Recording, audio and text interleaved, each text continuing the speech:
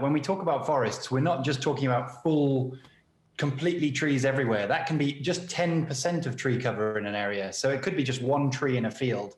When you actually aggregate all of those areas down, it goes to about 0.9 billion hectares, which is effectively the size of the United States. And the reason that that land is available for restoration is because of past degradation, past land use or agriculture, and then that agriculture has moved on, leaving the land sort of depleted of its nutrients so that trees don't necessarily automatically recover. Tell me why you think reforestation is the best way, the most effective strategy of mitigating climate change. So firstly, there's a huge potential for carbon drawdown, as large, if not larger, than any other carbon drawdown solution available to us.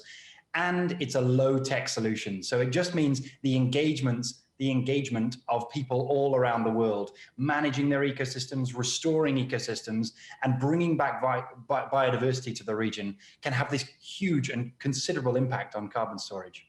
So we were talking there mainly about mitigating the effects of climate change. Does that apply equally to biodiversity?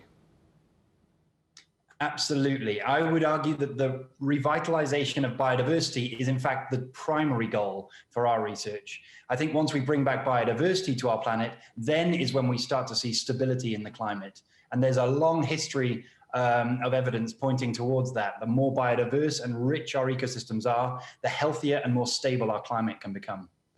Many tree planting projects invariably involve the planting of one type of tree. Does that harm or does that help biodiversity? So yes, these monocultures, as we call them, places where you plant just one type of tree, can actually be really devastating to ecosystems. That is not the revitalization of nature. Now, in some places it's useful for timber, and for local communities, planting those trees in monocultures can be useful for providing livelihoods. But in that sense, they function effectively like a farm. However, if we're talking about revitalizing Earth's forests, it's the biodiversity that we desperately need. We cannot be washing away all of that biodiversity and leaving just a monoculture of one tree. We need many species, native species, that bring back the birds, the bees, the insects that we all need to survive. You're the chief scientific advisor to the UN's Trillion Tree campaign. How are you going to achieve that from a practical point of view? In the vast majority of cases, what we need to be doing is protecting areas that are previously degraded and allowing those trees to recover. That is the most sustainable. It brings back biodiversity in a healthy way. It brings back healthy ecosystems. And it's something that we can do passively.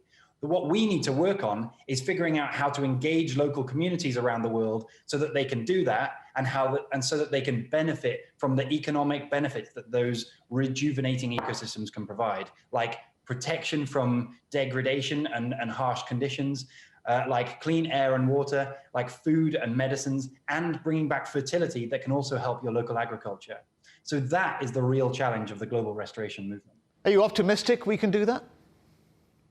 I am. Being optimistic, I think, is the key to the whole challenge. There's a real risk in the climate change movement that pessimism will dominate and therefore prevent us from doing anything. When you feel down and stressed about the depressing climate change situation, it can often lead to inaction. Optimism and the impacts that I'm seeing with local landowners all over the world is the thing that drives action. You see, every little action inspires more action. And the more people engage, the more they see the sustainable benefits, and the more valuable this movement becomes. Even if we didn't achieve 1 trillion trees, every single step in the right direction is valuable for Earth's biodiversity and for climate change. Dr. Thomas Crowther, founder of Crowther Lab, many thanks for joining us here on The Agenda. Thanks so much for having me. Great to chat.